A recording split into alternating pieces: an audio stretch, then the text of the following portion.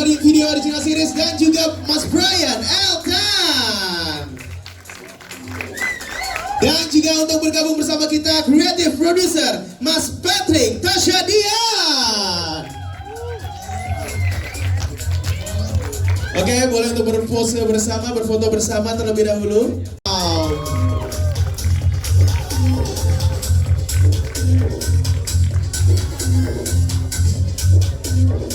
Tahan di tengah, silakan untuk memposisikan dirinya Theo dan Ruza di tengah. Oke. Geng Kilian dan juga geng Delak sudah berada di posisi atas. Theo dan Ruza sesaat lagi juga akan menempati kursinya untuk sama-sama kita menonton episode pertama. Terima kasih udah datang. Mungkin mau ditanya gimana perasaannya? Gimana? Udah nonton happy nggak? Happy sekali ya. Seru ya? Nyebelin, ada yang bilang nyebelin. Berarti sampai pesennya, berarti ya. Iya betul sekali. Mas Ryan dan juga Mbak Keke, hai, halo. Oke. Iya, apa-apa, aman. Jadi pertanyaan pertama aku mau langsung nodong dulu untuk Mas Ryan nih ya, selaku Head of Originals dari video. Mas Ryan apa kabar, sehat ya? Sehat, puji Tuhan, alhamdulillah. Mas Ryan, ini pertanyaan pertama aku nih untuk teman-teman media sini juga nanti kalau mau nanya juga boleh ya. Apa yang membuat video original series Theo dan Ruza ini spesial sampai akhirnya dapat dipilih jadi salah satu video original series dalam memperkaya keragaman cerita yang ada di video? Oke, selamat sore teman-teman media. Terima kasih udah menyempatkan waktunya untuk hadir hari ini. Semoga pada suka episode pertamanya.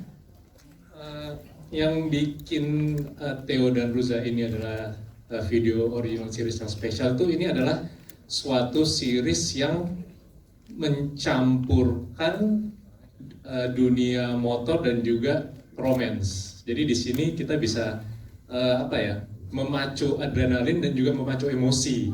Karena ada momen-momen di mana yang kita merasakan, oh ini mereka ini sweet sekali, mereka ini gemas gitu kan secara couple, dan juga selain itu kita secara adrenalin tuh terpacu karena balapan motor yang cukup seru lah, bisa dibilang begitu. Oke, dan itu juga relate sebenarnya ke banyak pemirsa dari Theo dan Ruza ini pastinya ya. Romance. Jadi sebenarnya semua aspek dalam video itu pasti ada romansnya, betul ya Mas Ryan ya? Betul. Nah, kalau untuk Mbak Keke, aku mau nanya nih, as a supervisor producer sekaligus story editor dari Screenplay Films. Yang kita tahu bahwa video original series Theo dan Ruza ini kan diadaptasi dari cerita populer di Wattpad, ya kan? Mungkin boleh dijelasin apa yang ngebedain video original series Theo dan Ruza ini dengan cerita aslinya? Atau apa yang ngebedain dengan film atau series lain yang punya genre yang kurang lebih mungkin sama dengan Theo dan Ruza? Oke, selamat sore semuanya. Sebelum aku jawab, mungkin kita kasih dulu tepuk tangan ya untuk penulisnya yang hadir bersama kita. Lili Layu di mana tuh berada? Kayaknya harusnya datang sih hari ini untuk penulis Wattpad aslinya. Jadi cerita Wattpad ini sudah dibaca lebih dari 17 juta kali ya. Betul. Gitu. Tentu saja sama seperti kita mengadaptasi novel Wattpad lainnya, tentu saja kita ada beberapa penyesuaian, terutama karena kita memilih cast-nya adalah Haiko dan Yesaya ya. Jadi kalau dari novelnya itu dimulai dari usia yang agak lebih belia, jadi karena ini kita nggak bisa kecilin ya Haikonya dan Yesayanya, jadi kita langsung jump ke present time-nya gitu. Kalau apa yang membedakan, tentu saja kita dulu pernah punya juga series tentang geng motor. Dari situ kita belajar banyak dan hasilnya kita perbaiki untuk Theo dan Ruza gitu. Jadi tentu saja ini akan jadi sesuatu yang berbeda. Tapi sekaligus juga relate ke masyarakat. Yang kemana-mana manis suka pacaran naik motor, siapa nih? Jadi film ini kita khusus kita persembahkan untuk teman-teman yang romansanya masih suka goes-goes di atas roda dua ya. Gitu. Benar-benar. Yang penting kalau di film boleh ngebut, tapi kalau lagi pacaran aslinya jangan ngebut-ngebut. Betul. Jangan lupa pakai helm ya. Benar. Dan yang paling penting adalah buat orang yang baca gitu ya, pembaca dari Wattpad ini divisualisasikan dengan sangat epic gitu ya. Visualnya pasti penasaran banget dan akhirnya berhasil sekali. Boleh dong tepuk tangan sekali dengan luar biasa. Aku mau beralih ke Mbak Anika, as a director atau sutradara. Apa yang ngebuat Mbak Anika tertarik untuk menyutradarai Theo dan Ruza? Oke. Selamat sore semuanya, selamat sore lagi. Jadi cerita ini kalau untuk saya sangat menarik. Dari segi penceritaannya udah pasti ada cinta segitiga. Tapi selain cinta segitiga itu juga ada plot twist yang banyak dan ada pertarungan antara geng motor juga. Jadi puzzle-nya banyak banget itu sih. Oke. Nah, ini kalau proses kreatifnya nih, Mbak Anika, dalam ngeterjemahin gitu ya, cerita Theo Rus ke dalam format series yang kita tahu jadi Theo dan Ruza. Itu kayak gimana proses kreatifnya? Ya setelah kita baca ceritanya pasti ada brainstorming, ada pembuatan konsep, pemilihan color tone dan segala macam bentuknya itu supaya dari segi ceritanya bisa masuk ke dalam anak muda yang zaman sekarang ini gitu. Dan hasilnya seperti yang tadi dilihat. Masuk banget, tepuk tangan dulu dong, luar biasa. Jadi memang bikin salfok gitu ya, visualnya tuh keren dan kece banget. Jadi buat yang udah ngebaca duluan juga dan segala macamnya itu pasti terbayarkan sudah di tayangan yang baru saja kita tonton episode pertama dari Theo dan Ruza dan pastinya ke episode berikutnya ya. Oke, aku mau beralih ke case-nya. Aku mau nanya dulu ke Aldo. Bang Aldo, hai. Ini dia, Andres Adelio. Ini Aldo tuh kayak baik, tapi dibilang baik banget juga enggak gitu. Ini sebenarnya kalau Andres sendiri ngelihat si karakter Aldo, ini bukan yang ngomong lo ya Res ya, maksudnya di karakter Aldo-nya ya. Takutnya gue bilang Andres ya baik tapi nggak baik lagi. Kalau di karakter Aldo ini lo ngelihatnya lebih ke nice guy yang tersesat, yang nyasar gitu, atau emang ada sisi red flag yang dia sembunyiin?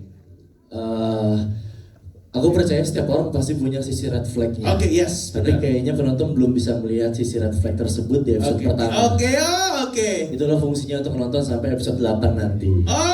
Pertama itu. Oke. Kalau kedua, Aldo ini hidupnya penuh konflik. Konflik sama keluarga, konflik sama geng motornya teman-teman itu sendiri, bahkan sama dirinya sendiri. Dia menjalani hal yang dia tidak nyaman sebenarnya. Sampai dia bertemu sama satu wanita yang merubah hidupnya.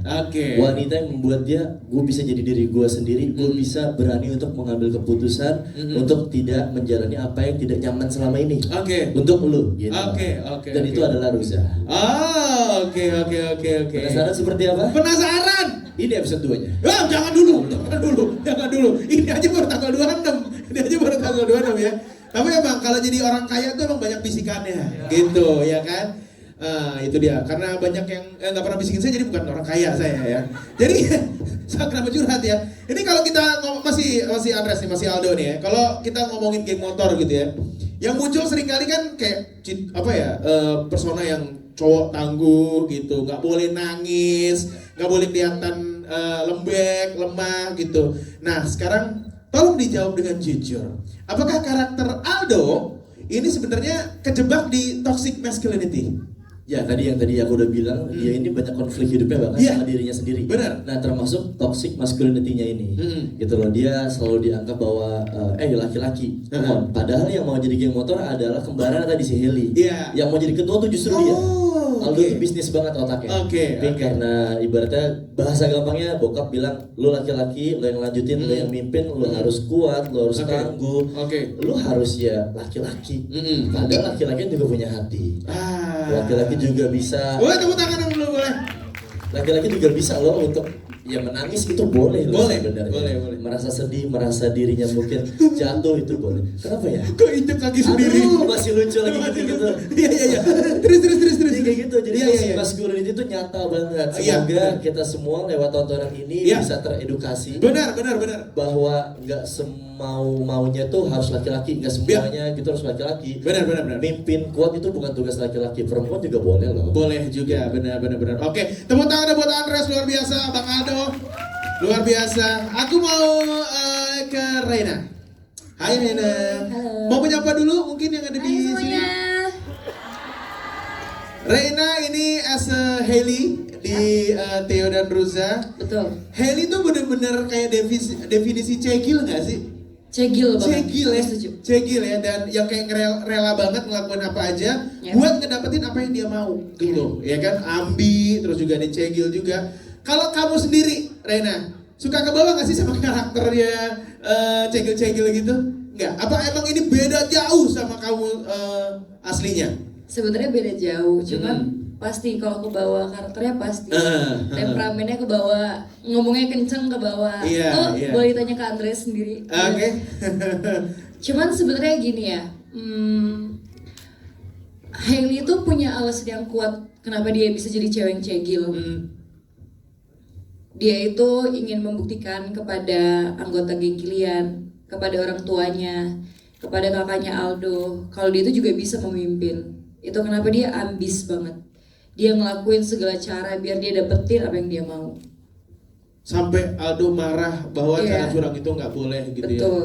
Ya. Itu adegan itu berapa kali ulang? Apakah nggak diulang sama sekali? Kontek itu yang marah?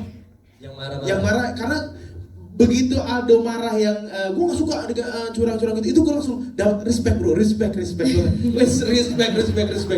Tepuk tangan dong, luar biasa. Karena gue lihat Aldo kayaknya jahat nih gitu. Tapi pas udah ada respectnya, jadi tetap sisi humanis itu ada gitu. Dia itu fair orangnya. Kalau ditanya ulang-ulang apa enggak, yang tadi sih enggak, tapi ada adegan dikit boleh dibocorin. Aldo ditampar sama Hailey. Oke, itu udah berapa kali? Itu ulang 17 kali kan? Wah, banyak amat. Sampai rahang aku geser. Ditampar apa ditampol? Oke. Itu diulang-ulang tuh. Sakit ya? Sakit ya? Banget. Oke. Tadi mungkin mau ditambahin lagi? Cukup. Oke. Nah, ini coba kita into karakter ke Hailey. Berarti aku mau pilih Hailey. Hai Hailey. Hai. Oke. Hailey gimana rasanya? Jadi cewek di dunia geng motor yang sering anggap perempuan tuh banyak yang konotasinya negatif, jadi pemanis gitu.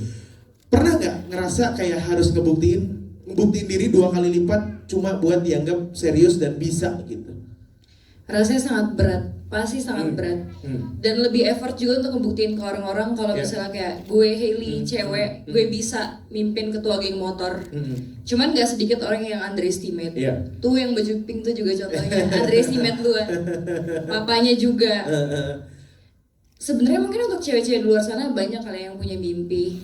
Tapi karena kita perempuan, kayak orang bilang kayak paling nggak bisa apa-apa, udah di rumah aja, masak aja gitu loh. Nggak kayak gitu sebenarnya. Kita tuh mungkin emang kalah dari segi fisik sama cowok ya. Cuma kita kan punya pemikiran. Ya betul. Dan ini juga represent juga untuk stigma sama kayak gitu harus dipatahkan lewat. Jadi banyak pesan dari Theo dan Ruza, pastinya jangan sampai di episode 1 saja, tapi sampai episode ke-8 nanti ya, yang akan tayang setiap hari Sabtu. Tepuk tangan dong, luar biasa. Kita beralih ke siapa? Siapa? Oke, Haiko, Ruza. Banyak netizen yang bilang visual para pemain Theo dan Ruza tuh kayak Wattpad in real life. Divisualisasi ini bener-bener ini yang betul gitu. Kamu udah sempat baca-baca komentarnya belum? Sudah. Nah itu nih. We do in English or Indonesia? Indonesia. Oh oke. Soalnya saya nggak bisa bahasa Inggris ya. Gimana rasanya Haiko? Jadi bagian dari cast yang langsung dicap gitu, capnya bagus, positif gitu, sesuai imajinasi pembaca. Apa yang dirasakan sama Haiko? Hai semuanya. Halo. Jadi aku senang banget sih jujur karena untuk penonton-penonton yang pembaca-pembaca yang bilang oh ini benar-benar kayak Wattpad in real life. Awalnya kan ketika kita memerankan peran kita di Theo dan Ruza yang sesuai dengan Wattpad, pasti buat aku challenge-nya gimana caranya supaya aku bisa ngikutin ekspektasi mereka yang tinggi. Benar. Karena kan pasti pembaca-pembaca Wattpad ini mereka di setiap karakter yang mereka baca di ceritanya itu ya karakter yang mereka suka, itu pasti mereka punya ekspektasi yang tinggi. Oke, di bayangan gue karakter si Ruza nih kayak gini. Dan itu jadi challenge buat aku gimana caranya aku bisa mendeliver itu supaya pembaca Wattpad ini mereka bisa oh ini nih pas banget, ini yang maksud gue, ini yang ada di bayangan gue Ruza tuh kayak gini dan I meet their expectation. Itu I'm very happy. Yes. Dan pastinya juga semua yang nanti mungkin baru nonton di tanggal 26 nanti juga pasti bakal setuju. Setuju nggak? Setuju dong pastinya. Oke, jadi kan hari ini tuh tanggal 23 April. 2 hari yang lalu tanggal 21 April tuh Hari Kartini. Selamat Hari Kartini untuk semua perempuan yang ada di sini. Boleh tepuk tangan dong untuk teman-teman semua. Ini kalau ngeliat Ruza kan kamu tuh karakter Ruza ya. Ini karakter yang cantik gitu, yang jadi pesona cewek cantik. Tapi kamu juga dipotret sebagai cewek yang pinter, ngajar, bikin konten matematika dan segala macam gitu. Kalau menurut kamu masih di suasana Hari Kartini kemarin tanggal 21 April sebagai wanita, setuju gak kamu kalau kita tuh bisa berbagi dan menginspirasi? Of course.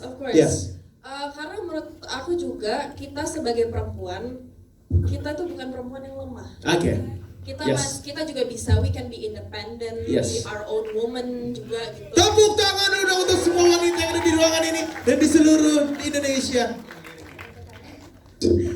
Terus gimana cara kita juga bisa kita punya pemikiran sendiri, kita punya empati, kita punya our own contribution gitu buat in the world gitu. Kayak contoh si Ruza, dia tuh passionate banget sama pendidikan. Jadi kan dia punya dia bikin konten Math is Fun. Jadi itu kontribusinya dia untuk bisa membantu anak-anak belajar matematika. Benar, supaya lebih menyenangkan. So that's her contribution gitu. Jadi menurut aku Hari Kartini itu udah nge-remind kita semua untuk kita bisa saling menguatkan, kita bisa saling menginspirasi, kita punya kontribusi masing-masing untuk masa depan kita, untuk masa depan orang-orang di sekitar kita, orang-orang yang kita sayang. Betul. Tepuk tangan dong untuk Hai Kak luar biasa. Tapi kalau misalkan nanti ada gitu udah selesai, kita semua satu season ini udah selesai, terus ada yang Kak Hiko, Math is Fun-nya dibuat beneran dong, bikin gak kira-kira? Aku gak suka matematika. Siapa yang suka? Ada yang juara matematika olimpiade mungkin di sini? Nggak ada kan? Oke, berarti kita sama ya. Oke, siapa lagi nih kita akan ngobrol? Kita tanya Theo Yesaya. Penutup di episode 1 menang banyak. Tapi profesional itu yang hebat ya. Yesaya. Ini Cemil, correct me if I'm wrong. Gue tuh sempet lihat Instagram lo bareng sama tim tadi juga. Ada beberapa postingan lo naik moge gitu, naik motor gede gitu. Kalau boleh tahu, lo dari kapan suka riding, suka motoran dan udah kemana aja? Sebelumnya, hai dulu, hai semuanya teman-teman, hai teman-teman media. Oke, gue jawab ya.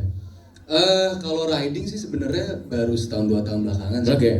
Iya, jadi malah pas syuting Theo dan Ruza, gue malah jadi lebih doyan lagi naik motor gitu. Tapi kalau riding yang jauh-jauh belum pernah sih. Paling jauh ke? Paling jauh ke Cikini. Oh, Cikini dari mana dulu tuh? Dari Tugu Umar, cuma gini doang. Muter doang dikit ya. Oke. Nah ini ya saya di series ini, di Theo dan Ruza ini, kan latar belakangnya adalah dunia geng motor gitu ya, anak motor. Padahal di masyarakat ada yang mikir juga geng motor itu kan identik sama hal-hal negatif gitu kan. Sejak ya saya terlibat dan meranin karakter Theo nih, apa aja insight menarik atau mungkin POV baru tentang geng motor yang lo dapat dan bisa dibagi buat kita semua? Oke. Sebenarnya kalau dari gua ya, dari setelah gua ngeliat langsung dari geng motor aslinya, karena kan FYI kita juga kemarin pas promo itu akhirnya ketemu juga sama geng motor beneran. Bener, yes. Namanya Win Bekasi. Bener. Itu pas gua ketemu ternyata penglihatan orang tentang geng motor itu negatif sebenarnya tidak bisa dibenarkan juga. Oke. Karena dari apa yang mereka lakuin, gue ngobrol kan. Gue tanya, emang lu biasanya ngapain aja gue bilang. Ternyata mereka itu ngumpul, suka kayak bagi-bagi takjil pas buka puasa kemarin. Terus bikin acara-acara yang sama anak-anak muda lainnya gitu. Jadi nggak selalu negatif menurut gue, bukan yang kayak cuma ngumpul, nongkrong terus kan. Kalau sekarang sore ini banyak banget yang kayak begal atau yang kayak gitu-gitu lah. Ya ternyata sebenarnya enggak juga. Dan plus dari Theo dan Ruza, cerita Theo dan Ruza juga, itu kita mau nyampein kalau geng motor itu bukan, kan kalau misalkan kadang anak muda yang lagi puber, laki-laki gitu masuk geng motor karena gue pengen nunjukin nih karena gue jagoan gitu. Benar. Sebenarnya nggak juga. Kita ada beberapa anak yang sebenarnya kita nggak tahu mereka punya masalah apa di rumah, punya tekanan seperti apa dari orang tua atau mungkin broken home ya. Sorry kalau misalkan ada yang ada. Mereka itu mencari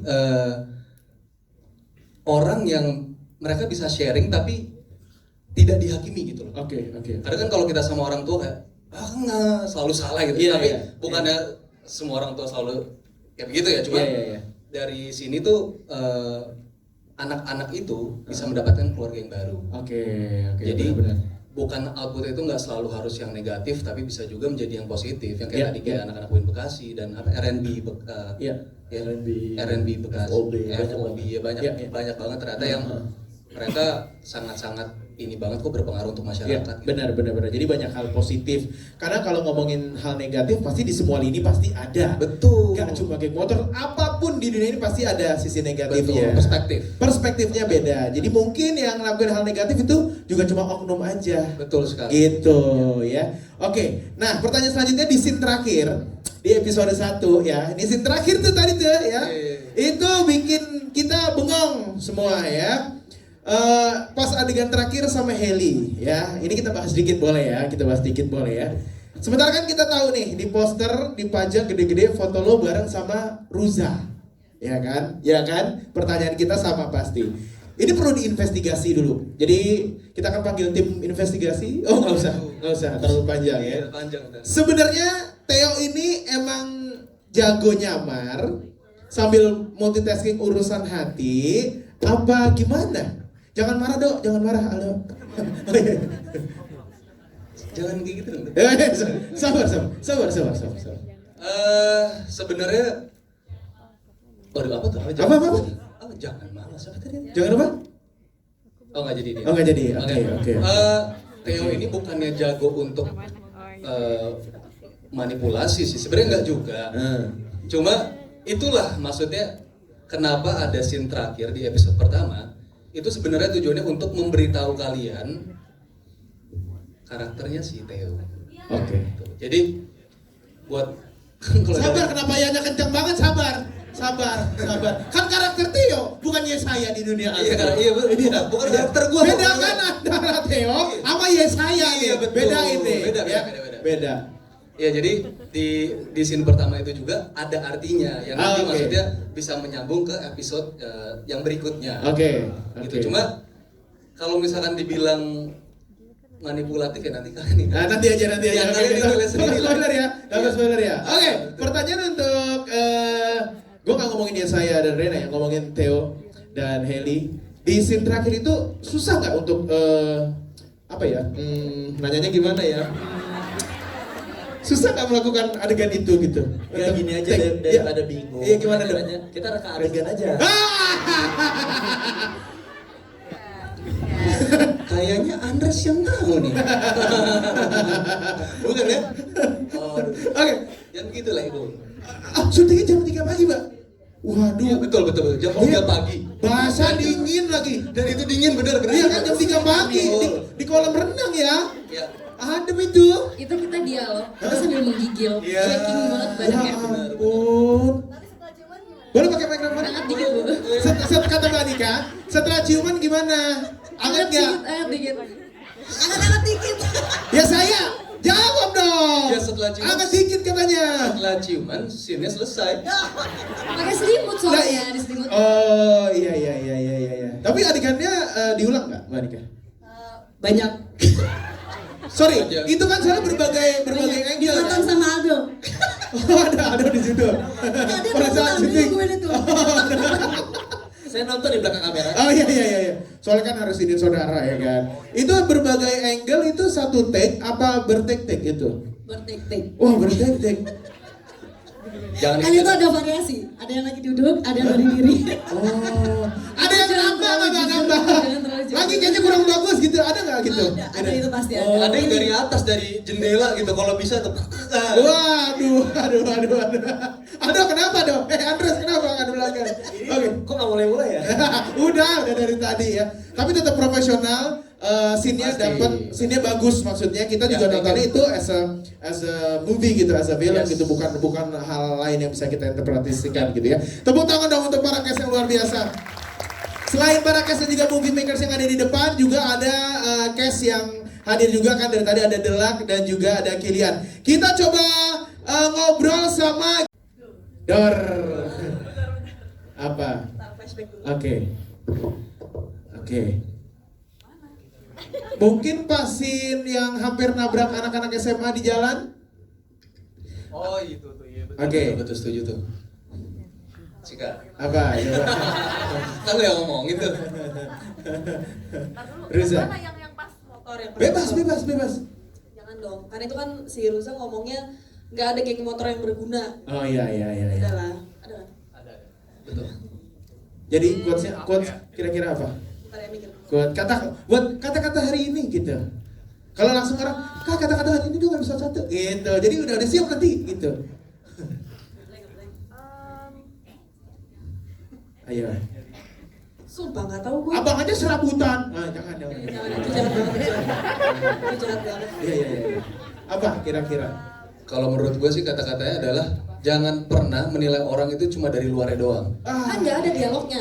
Ya enggak, maksudnya dari dialog-dialog yang lu keluarkan kan juga mewakilkan kayak, nih dia tuh ini bang gini-gini. Siapa tahu dia sebenarnya baik. Don't judge a book by its cover. Betul. Iya, benar juga Terus sih. si Ades juga kan ngelakuin itu mungkin belum tentu dia memang malas-malasan gak mau kerja ya. Iya, benar. Hades tuh kadang-kadang kita ngelihat orang kayak gitu kalau di dunia nyata tuh kita nggak tahu isi pikiran tuh apa sebenarnya Hades itu ya. Iya. Sayang sekali Hadesnya Jilan Jacobs nggak bisa hadir hari ini ya. Tapi nanti mungkin di lain kesempatan kita bisa ngobrol bareng sama Jilan Jacobs. Kalau Aika masih ada quotes yang akan diberikan kata-kata hari ini? Atau pokoknya tentang episode 1 mungkin? Gak ada, oke, habis ini nanti kita tanya lagi mungkin langsung ya, siapa tahu udah kepikiran nanti ya. Oke, kita udah mendengarkan pemaparan dari teman-teman cast dan juga director dan juga dari pihak video tentunya.